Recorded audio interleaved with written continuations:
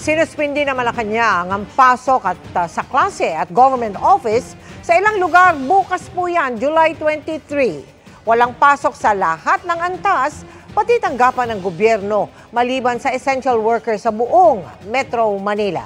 Gayon din sa Ilocos Norte, Ilocos Sur, La Union at Pangasinan sa Ilocos Region, pati Nueva Vizcaya sa Region 2. Wala ring pasok ang mga taga-Abra, Benguet, Ifugao at Mountain Province sa Cordillera Administrative Region, pati Bataan, Bulacan, Tarlac, Pampanga, Zambales at Nueva Ecija sa Central Luzon.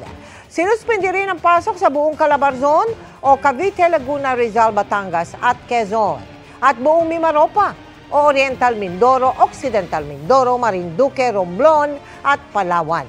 Kasama rin sa suspensyon ang Albay, Camarines Sur, Catanduanes, Sorsogon at Masbate sa Bicol Region.